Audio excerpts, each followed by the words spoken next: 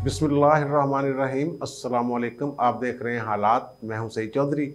वज़ीर-ए-आज़म इमरान खान की नाहली, ताहियात नाहली होती है या थोड़े अरसे के लिए या एक दफ़ा डी सीट होते हैं, वो उनकी नाहली का सफ़र तो एक तरह से शुरू हो गया हुआ है। हवाएं चल पड़ी हैं, आप ये कह सकते हैं, उनकी नाहली के हवाले से। और फिर जो लोग उनको पार्टी फंड देते थे, बड़े बड़ी अमाउंट्स, वो जनाब उनको नवाजने की बातें, ये खबरें आ रही हैं जनाब के फलां को, ये तो जितने भी इनके इर्द गिर्द थे, जिनको ये अब माफियाज कहते हैं, उनको जिस हद तक ये इन्होंने बतौर ATM उनसे काम लिया, उसी हद तक उनको नवाजा। और जिन्होंने करोड़ों खर्च किए वो अरबों ले गए, जिन्होंने अरबों खर्च किए वो तकरीबन खरबों में बात गई होगी। इस पर बात करेंगे। और फिर जो कल, हाँ उस पर जो मैं बाद में आता हूँ, चेयरमैन नैब की आज पेशी थी कमेटी में पार्लियामेंट की, तो वो आज फिर नहीं आए और वज़ीर-ए-आज़म साहब ने उनको मना कर दिया, जनाब नहीं जाना। क्या वज़ीर-ए-आज़म साहब मना कर सकते हैं? अपने इख्तियारात से तजावुज़ कर रहे हैं। इस पर बात करेंगे। लेकिन इससे पहले वो कल भी मैंने अर्ज़ किया था कि वो डील नहीं हो रही नवाज शरीफ से, ये थोड़ा सा मौजूद तशना रह गया है, इस पर बात करेंगे। वो बात ये है कि सारी जमातें, हुकूमत, वाजपेयी साहब ने कहा कि जनाब देखें, जनरल साहब ने कह दिया कोई डील नहीं हो रही है, हमें डील की बातें करते रहते हैं, ये वो। डील की बातें तो भाई वो करता है जो आइन पे पूरी तरह यकीन नहीं रखता। उनकी डील शील तो है नहीं थी। वो डील उनकी यही थी कि जनाब ये अपने आइनी हदूद में रहें, और आइनी हदूद में रहने के वो इशारे काफ़ी अरसे से दे रहे हैं। KP के इलेक्शन से लेके जो ज़िमनी इलेक्शन हुए हैं हालिया 2-3-4 माह में, उनमें उनका जो किरदार था रावलपिंडी आपारा वालों का, वो कोई ऐसा सच था नहीं कि जिसकी बुनियाद पे ये हुकूमत ने अपने तौर पे कोई कोशिशें की धांधली धुंधली की, लेकिन उनका किरदार कोई बीच में सामने वो नहीं आता। अब इस पर नून लीग वाले भी खुश हैं कि जनाब देखें, जनरल साहब ने ये कह दिया डील नहीं, हम तो पहले ही ये बात कर रहे थे जनाब, आइन और कानून की बात और ये वो नवाज शरीफ साहब जो हैं वो भी बहुत सारे मामलों पे वो अड़े हुए थे। कभी एक बात पे अड़ जाते थे, कभी दूसरी बात पे अड़ जाते हैं। और ये जो बात है कि डील नहीं, डील नहीं, डील की बात, डील से मुराद कोई एग्रीमेंट नहीं है, ये अंडरस्टैंडिंग, मैं बार बार कह रहा हूँ कि ये अंडरस्टैंडिंग की बात है। अंडरस्टैंडिंग हो जाती है जनाब, आप ये नहीं करेंगे, हम ये नहीं करेंगे, तो आप टेंशन ना लें, अगर हम इक़्तिदार में आ गए तो आर्टिकल 6 के तहत कोई कार्रवाई नहीं करेगी, कोई नया मुशर्रफ पैदा नहीं होगा, वगैरह वगैरह। किसी को नया मुशर्रफ नहीं बनाया जाएगा, इस टाइप बात कर ले आप। तो अब वो नून लीग वाले जो हैं वो उनको तो इससे फ़ायदा हुआ कि देखें जनाब, अगर हम जो कर रहे हैं, अगर वो आइनी हदूद में जा रही है एस्टेब्लिशमेंट, तो इसका मतलब ये है कि हम हमारा प्रेशर जो है वो इतना ज़्यादा है। आज भी 2 अहम अजलास लाहौर में हो रहे हैं, मुस्लिम लीग नून का भी हो रहा है और पीपल्स पार्टी का भी हो रहा है। और वो प्रेशर बढ़ाने के लिए वो क्या करना है क्या नहीं, इसी तरह की हिकमत अमलियाँ बन रही हैं। और वो दूसरी बात जो मैं कह रहा हूँ, इमरान खान ने नाकामी का एतराफ़ कर लिया है। वो नाकामी का एतराफ़ ये कर लिया जनाब, उन्होंने कहा जनाब हम एहतसाब करने में नाकाम रहे हैं, लोग बच गए हैं। यार ये एहतसाब में आप नाकाम नहीं हुए, आपकी जो नाकामी है वो नाकामी है सबूत पेश नहीं कर सके, वो इंतकामी कार्रवाइयाँ साबित हुई। आप तो जाते थे ना, आपने तो कहा भी ये कि जनाब देखें, जो सऊदी वली अहद है उसने कहा पकड़ लो, तो वो पकड़ लेते हैं, आप लोग पकड़ते ही नहीं। बशीर मेमन को कहा कि सबको पकड़े, फलां को ही पकड़े, फलां को पकड़े, उन्होंने इंटरव्यू दे दिया। फिर आपने बशीर मेमन के ऊपर एक तलवार लटका दी कि जनाब मैं तेनों पूछता हूँ, आपको निशाना बनाता हूँ इबरत का। और दूसरी जो बात वो कह रहे हैं कि आर्मी चीफ को मज़ीद तसीस से मतलब कभी सोचा नहीं। ये इंटरव्यू दिया उन्होंने एक निजी TV चैनल को, दुनिया न्यूज़ को। तो उन्होंने कहा कि जनाब अपोजिशन अदम एतमाद लाना चाहती है तो लाए, तो ठीक है हम करेंगे फेस। और आर्मी चीफ के तसीस देने से मतलब कभी सोचा नहीं नवंबर तक। यानी कि पहले तो बड़ी बढ़ के मारते होते थे ना कि मैं बड़ा दिलेर हूँ और ये हूँ, मैं होता तो मैं चीफ ऑफ आर्मी स्टाफ को निकाल के बाहर कर देता और ये कर देता। यहाँ अब इतनी बात करने के लिए भी तैयार नहीं कि भाई कहीं एक्सटेंशन क्यों एक्सटेंशन देनी है। मैंने कहा ना, दोनों तरफ एक खौफ है, वो उनसे डर रहे हैं कि ये जनाब न्याजी साहब कोई ऐसा इकदाम ना कर दें जो फ़ौज के लिए, अदारे के लिए बाद में कोई मुसीबत का बायस बन जाए। और जमहूरियत के लिए उससे मसला पैदा हो जाए कोई। और खान साहब डर रहे हैं कि वो ना कोई डील शील की बात भी इन्होंने की थी पिछले दिनों के, डील के ज़रिए नवाज शरीफ वापस आना चाह रहा है, इस तरह की बातें शायद खान साहब ने भी की थी। तो अब ये इनमें इतनी भी जरूरत नहीं है कि क्यों डील भाई एक दफ़ा देती, एक दफ़ा एक्सटेंशन देती, यानी ये भी उनके साथ डील कर रहे हैं ना एक तरह से। यानी ये सियासतदानों से नहीं, ये रावलपिंडी वालों से डील कर रहे हैं। कोई डील का मसला होगा ना, वरना कह देते भाई क्या ज़रूरत है नई एक्सटेंशन की, और क्या ऐसे हालात हैं मुल्क के। उस वक्त भी जब उन्हें एक्सटेंशन दी गई थी जनरल कमर परवेज़ वाजवा को, बड़े मुल्क में बड़ा शोर था जनाब, क्या ऐसी आफत आ गई है। और ख़ुद ये कहते हैं कि जनाब हज़रत खालिद बिन वलीद को ऐन जंग के मौका पर उनसे सिपा सलारी ले ली गई थी, इन्होंने खुद सीरत कॉन्फ्रेंस में ये फरमाया। तो ये कहते हैं जनाब बड़े ठोस सबूत हैं हमारे पास, नैब शैब के हवाले से वो शहबाज शरीफ के ख़िलाफ़ देखे लेकिन कैसे बच के निकल जाता है। सबूत हों तो अदालतें क्यों छोड़े। वो दिन गए जब खलील खां फाख्तें उड़ाया करते थे, वो जब हो गया साकब कोर्ट से जो होने थे मामलात, और जो सालों ट्रायल चलने होते हैं वो दिनों में उन्होंने निपटाए थे। और उसके हनीफ अब्बासी की में एक क्लासिक मिसाल है F18 केस वाले में, उनको जो सज़ा हुई थी उनको नाहल करना मकसूद था और वो उन्होंने कर लिया था। और ये चेयरमैन नैब को चाहते हैं कि अपना बगल बच्चा या कठपुतली बना के। और ये मैं ख़बर दे दूं कि चेयरमैन नैब साहब जो हैं वो काफ़ी अंदर खाते परेशान हैं, क्योंकि उन्हें ये इतला मिल गई है कि वज़ीर-ए-आज़म साहब जो हैं वो उनको आखिरकार ये जवाब दे देंगे कि सॉरी यार दोबारा आपकी वो हम नहीं कर सके, रौला बड़ा पड़ गया हुआ था।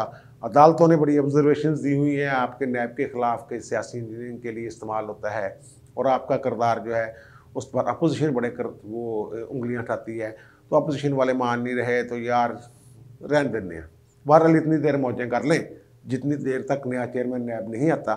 और चेयरमैन नैब साहब जो हैं वो उन्हें जो ही मौका मिला, अचानक एक दिन खबर आनी है कि चेयरमैन नैब साहब मुल्क छोड़ गए। और आज जो चेयरमैन नैब की पेशी थी कायमा कमेटी में, वो पब्लिक अकाउंट्स कमेटी के चेयरमैन राना तनवीर साहब ने इन कैमरा इजलास बुलाया हुआ था बंद कमरे में, क्योंकि पिछली दफ़ा जब बुलाया था इनको तो उन्होंने कहा था जनाब वो इन कैमरा ब्रीफिंग इन्होंने को पैसे पूसे गड़बड़ किए हुए, जो हिसाब किताब आया था ना सामने रिकवरियों का और ये वो, उसमें कोई मैच नहीं कर रहे, कोई ऑडिट रिपोर्ट है ऐसी, उसमें कोई गड़बड़ है। उन्होंने उसमें बुलाया हुआ कि जनाब आएँ। अब वो जनाब जाके कह दिया उन्होंने कि जनाब वो तो हम वज़ीर-ए-आज़म ने चेंज कर दिया है, प्रिंसिपल जो अकाउंटिंग ऑफिसर है वो चेंज हो गया है, तो अब डीजी आएगा। और फिर एक ख़त भी उन्होंने कोई दिया है, वज़ीर-ए-आज़म साहब ने कहा है कि जनाब चेयरमैन नैब पेश नहीं होगा ब्रीफिंग देने के लिए, और मंजूरी उन्होंने डीजी नैब की कि डीजी नैब जो है, डीजी नैब इस्लामाबाद, वो क्योंकि अब हो गया प्रिंसिपल अकाउंटिंग ऑफिसर, तो वो हिसाब किताब का मामला वही। पहली बात तो यह है कि चेयरमैन नैब को कोई इस्तिस्ना हासिल नहीं है चेयरमैन कायमा कमेटी के रूबरू या किसी भी पार्लियामानी कमेटी के सामने पेश होने से कि पेश ना हो, ऐसा कोई इस्तिस्ना होने ना कानूनी हासिल है ना आइनी हासिल है। जो चीफ जस्टिस पाकिस्तान या अदलिया की या सुप्रीम कोर्ट या हाई कोर्ट्स की बात की जाती है कि वो पेश नहीं होंगे, उनको आइन में तहफ़्फ़ुज़ दिया गया है। वो जो आज़ाद उनकी गैर जानबदारी है उस पर कदगन समझी जाती है कि जनाब इनको बुला के अगर डराया धमकाया जाए। चेयरमैन नैब साहब और नैब पूरा अदारा जो है ये पार्लियामेंट के सामने जवाबदेह है। तो ये वज़ीर-ए-आज़म साहब अगर ऐसा कर रहे हैं तो मेरा ख्याल है कि अपने इख्तियार से वो तजावज़ कर रहे हैं कि चेयरमैन नैब को बचाने के लिए कि उनको पार्लियामानी कमेटी के सामने या कायमा कमेटी के सामने किसी सुबकी का सामना ना करना पड़े। लेकिन वो भी ज़ाहिर है यार पढ़े लिखे लोग हैं, पार्लियामेंटेरियन हैं, अवाम के नुमाइंदे हैं, तो उन्होंने क्या ऐसी कि उनके साथ बदतमीज़ी करनी थी और क्या। और फिर उन्होंने भी अब कोई ये ख़त लिखने का फ़ैसला किया है। यही जो बातें मैंने की हैं वो एक ही देखें ना, कमर ज़मान चौधरी जो थे वो पेश हुए थे, तो क्या हो गया था उनके साथ, वो बतौर नैब चेयरमैन पेश हुए। लेकिन ये जो हैं साहब जिनको नाम जवेद इकबाल साहब है, क्योंकि दिल के अंदर चोर होता है एक बंदे के, यहाँ नहीं तो कहीं और घपला किया होता है, यहाँ चलो ना भी किया हो, ये तो खाते जो हैं वो सीधे सरकारी अकाउंट में सरकारी ख़जाने में पैसे जाते हैं, और जो उनका बजट होता है वो भी सरकारी ख़जाने से सरकारी खजाने में ही ये पड़ा होता है, जिसको वो इस्तेमाल करते हैं। उसका हिसाब किताब ठीक होता है, कहीं बेज़ाब्तियाँ हो सकती हैं, लेकिन ये खुद को अपने कहते हैं टर्नैली दिखा रहे हैं। टर्नैली दिखाने के लिए ये सारी हरकत जो है ये की जा रही है कि जे भी ऐसे नहीं होते जाओ। और खान साहब उनको तफव्वुज़ दे रहे हैं, क्योंकि खान साहब समझते हैं कि मैंने तो बड़े कम लेने और बड़े के कम लेने ने। तो देखें आगे क्या बनता है उसका। वो काबीना डिवीज़न को खत लिखेंगे कि भाई जी ये किस कानून के तहत वज़ीर-ए-आज़म ने उनको रोक दिया है। और दूसरी जो मैं बात कर रहा हूँ ना कि वज़ीर-ए-आज़म की नाअहली जो है वो तकरीबन शवाहद पूरे हैं उसके। देखें, एक तो अकरबा परवीन आइन की खिलाफ वर्जी, ये हलफ की खिलाफ वर्जी, ये सीधी एक बात है। खान साहब के आले दुआले बस जेडे भी लोग होंगे ना अजीबो गरीब ही रहे ने इन्होंने नाल। वो जो लॉर्ड नज़ीर साहब थे जिन्होंने हाउस ऑफ लॉर्ड्स से बाद में दे दिया था इस्तीफ़ा, वो लड़कपन में 16-17 साल की उम्र में कोई उन पर कोई किसी कमसिन बच्ची और लड़के और लड़की के साथ कोई अटेम्प्ट की, उनके ऊपर वो साबित हो गया है और वो अदालत अब फैसला फूसला सुनाने जा रही है। और लॉर्ड नज़ीर साहब बड़ी इनकी वो एक दौर में बड़के मारते थे जनाब इनके लिए, इमरान खान साहब के लिए बड़े मैदान में उतरे हुए थे, कश्मीर कश्मीर कश्मीर जनाब, क्योंकि वो कश्मीरी हैं लॉर्ड नज़ीर साहब। तो वो जनाब कश्मीर के हवाले से भी उनको कुछ ज़िम्मेदारियाँ मिलने वाली थी और ये वो बीच में फिर वो मसला बन गया उनका। वो उनके भी लड़कपन का मामला है, वो कोई अब नहीं, आप आज से कोई अब उनकी कोई 60-70 साल उम्र है, तो जब वो 16-17 साल के थे तब की शायद कोई बात है। लेकिन बहरहाल सबूत आ गए हैं सामने, तो वो अदालत ने कह दिया जनाब ये गिल्टी है, अब सज़ा सुनानी है, कब सुनाते हैं। और आरिफ नकवी साहब इनके जो दोस्त हैं, फ्रंट मैन थे, कल मैंने जिक्र किया था उनका, वुटन क्रिकेट लिमिटेड वाले, और जिनका मैंने बात कर लाखों डॉलर उन्होंने दिए थे, और वो इलीगल बनता है मामला गैर कानूनी तौर पर। और उन्हें इतला ये है कि शायद ये अगर गिरफ़्तार ना होते तो वो मशीर ख़जाना या वज़ीर ख़जाना होते इस वक्त मुल्क के। उन्होंने अमेरिका में एक बड़ा लंबा हाथ मारा हुआ है, कोई 35 करोड़ डॉलर पता नहीं कितना इतना, उसमें वो गिरफ़्तार है। उनकी वो जो उनकी है हिरासत अमेरिका के हवाले, उनको हवाले करने की बातें ये भी मेरे ख्याल अदालत ने फैसला फूसला को दे दिया हुआ है, लेकिन अभी वो सुना है कि लंदन में ही है, वहाँ केस कुछ भुगत रहे हैं।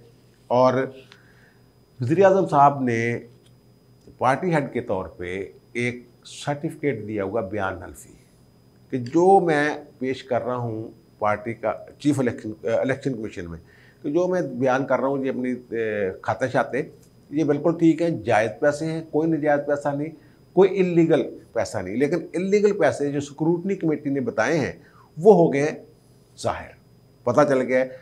उसमें वो ये जो वुटन क्रिकेट और फिर एक और कंपनी का भी मैं बताया था, फिर एक मुस्लिम साहब हैं को मुमताज़ मुस्लिम साहब, उनके पैसे, उनकी भी एक ऑफशोर कंपनी निकल आई है जनाब। तो वो सारे वो इनका जो हल्फनामा है, बयान हल्फी है, वो हो जाना है झूठा साबित इन्होंने, ठीक है ना। अगर उसके मुताबिक देखा जाए, अगर कोई अदालत किसी शख्स को झूठा डिक्लेयर कर दे, उसके बयान हल्फी को कह दे कि ये गलत है, तो फिर आइन के आर्टिकल 62(1)(f के तहत वो बंदा ताहयात नहल हो जाता है सुप्रीम कोर्ट के जजमेंट्स की रोशनी में, जैसे कि नवाज शरीफ साहब भी ताहयात नहल हैं।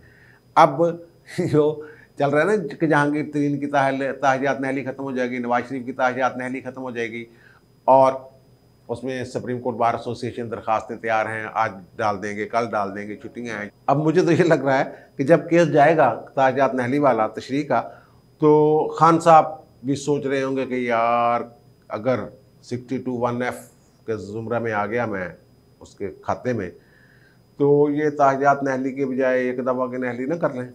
हो सकता है वो ख़ुद भी अदालत में, यार ये ना एक मुकाफ़ात अमल है, मैं ये मुकाफ़ात अमल के शिकंजे में है। इन्होंने जो भी कहा हुआ है ना, वो मैंने कहा, नवाज शरीफ ने जब ये कहा था ना कि मैंने अपना केस जो है अल्लाह की अदालत में दायर कर दिया, मैंने अल्लाह पे छोड़ दिया है बहुत सारे मामला, और अल्लाह की अदालत फिर जब पकड़ करती है तो उस वक्त भी मैंने ये कहा था कि खान साहब फंस गए हैं।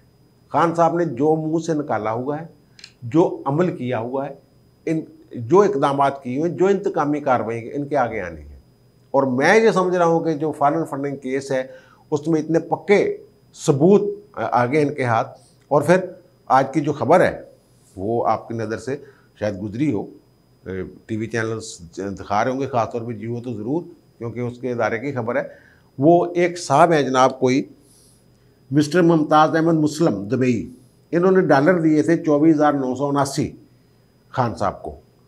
अब ये जो मुस्लिम साहब हैं, इनकी कोई ऑफशोर कंपनी भी है, ये ऑफशोर कंपनी खान साहब की भी ऑफशोर कंपनी है ना, इन्हें दयालत वाले में दसे इस तरह के लोग होंगे ने। तो इनको जो नथिया गली में एक लग्जरी किस्म का होटल बन रहा है, उसका ठेका इनको दे दिया गया है कि जनाब आप बनाएं, मौजें करें, हमें भी आपने मौजें करवाई हैं तो आप खुद भी मौजें करें।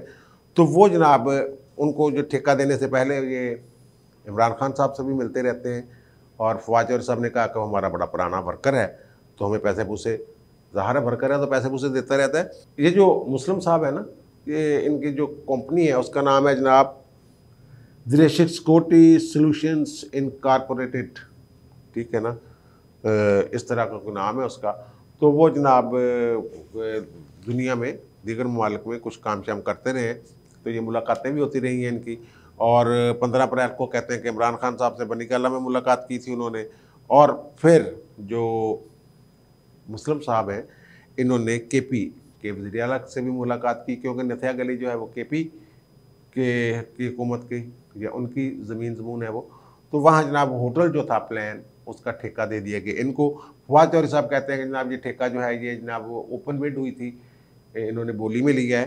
तो ओपन बिड जैसे होती है, जैसे वो एक बना लेते हैं आपस में मिल के, एक कार्टल टाइप पता नहीं क्या उसको कहते हैं, तो उसके तहत ये बना लेते हैं जनाब इन्हों दे दो ठेका, फिर जैली ठेके तो दे देंगे वगैरह वगैरह। वो जो बिड होती है उसमें फिर सारी पार्टियाँ मिल मुल के तो वो गपले शपले कर लेती हैं। और फवाद चौधरी साहब कहते हैं खबर के मुताबिक कि जहाँ तक मैं जानता हूँ, जानी वो जानते हैं, खैबर पख्तूनख्वा कौम ने ये कंट्रैक्ट नहीं दिया बल्कि फ़ौज ने ये कंट्रैक्ट दिया है। ये देखें गलत बयानी इनकी, ये पकड़ी जाएगी। जबकि पीटीआई की जो सोशल नेटवर्किंग वेबसाइट है उस पर एक ट्वीट है, उसके ज़रिए ये बात सामने आई थी कि खैबर पख्तूनख्वा हुकूमत और बैरूनी एक कंपनी है होटल्स की, उसके दरमियान एक माहदा हुआ है जिसके तहत नथिया गली में लग्जरी होटल तमीर किया जाएगा। ज़ाहिर है इनकी कंपनी है, बाहर ये काम शाम करते हैं हमारे दोस्त जो हैं मुस्लिम साहब। तो अब उनको वो दे दिया है उन्होंने वो ठेका कि जनाब ठीक है आप बनाएं। फवाद चौधरी साहब कह रहे हैं हुकूमत ने दिया है, लेकिन उनकी अपनी वेबसाइट कह रही है जनाब कि ये माहदा जो है नथिया गली की होटल वाला, ये केपी हुकूमत और उनकी कंपनी के दरमियान है। अब इससे वो कहते हैं ना कानून के तहत पाबंदी क्यों है कि जनाब कंपनियों से, गैर मुल्कियों से फंडिंग नहीं लेनी सियासी जमातों ने, वो इसलिए कि जनाब बाद में फिर वो सरमायाकारी कर रहे होते हैं, जब फंड दे रहे होते हैं वो सरमायाकारी कर रहे होते हैं कि जनाब कल को हमने फ़ायदा उठाना है इससे। ये मामला अल्लाह करे कि इस मुल्क के इसके ऊपर जो अज़ाब नाज़िल तवाशवा करते रहा करें कि वो जल्द जो है उससे छुटकारा मिले। जो भी है, जो भी जिसने भी ठीक करना है, अल्लाह ताला उसको तौफीक दे इस मुल्क को ठीक करने की। मुझे इजाज़त दीजिए, इंशाल्लाह दोबारा मुलाकात होती है नए व्लॉग के साथ। अल्लाह हाफ़िज़।